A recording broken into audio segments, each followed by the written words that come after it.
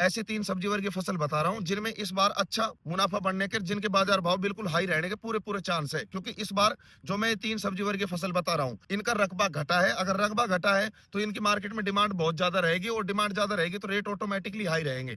और इन तीनों सब्जियों में फिर भी अगर बाजार भाव थोड़े सुटेबल नहीं हो पाते, थोड़े कम रहते हैं, तो इनका उत्पादन इतना जबरदस्त है कि उत्पादन ज्यादा होने की वजह से हम अच्छा मुनाफा बिल्कुल बढ़ाएंगे। अगर इस टाइम पे आपके पास कोई खेत या प्लॉट खाली पड़ा है और 20 फरवरी के आसपास इन तीनों सब्जियों में से कोई भी एक लगा देते हो, तो आपको मुनाफा बढ़ाने से इस बार कोई नहीं रोक सकता। जो तीसरे नंबर की सब्जी वर्ग की फसल है, इसके किसी भी मंडी में आप जाओगे, आपको बिल्कुल हाई बाजार भाव देखने को मिलेंगे। 20 फरवरी के आसपास अगर हम ग्वारफली लगाते हैं, जो ग्वारफली मार्केट में हरा ग्वार आता है, अगर उसकी खेती करते हो तो इस बार इसका रकबा घटा है और इसके बाजार भाव बहुत अच्छे मिलने की पूरी उम्मीद है। अगर दूसरे नंबर की मैं बात करूं, कहीं से भी जुगाड़ करके हम 20 फरवरी के आसपास टमाटर की पौध लगा देते हैं, तो इस बार इसमें बहुत अच्छा मुनाफा बन सकता है। लेकिन ध्यान रहे, हमें जो टमाटर की पौध है वो किसी विश्वास पात्र पौध बनाने वाले से ही लेनी है। इसमें अगर इसके बाजार भाव थोड़े कम भी हो जाते हैं तो इसमें इतना अच्छा उत्पादन होता है कि बाजार भाव कम होने के बावजूद भी बहुत अच्छा मुनाफा बनाया जाता है। अगर पहले नंबर की बात करूं, 20 या 25 फरवरी तक हम कहीं से भी जुगाड़ करके हरी मिर्च की अगर हमें पौध मिल जाए और उनको अगर हम लगा देते हैं,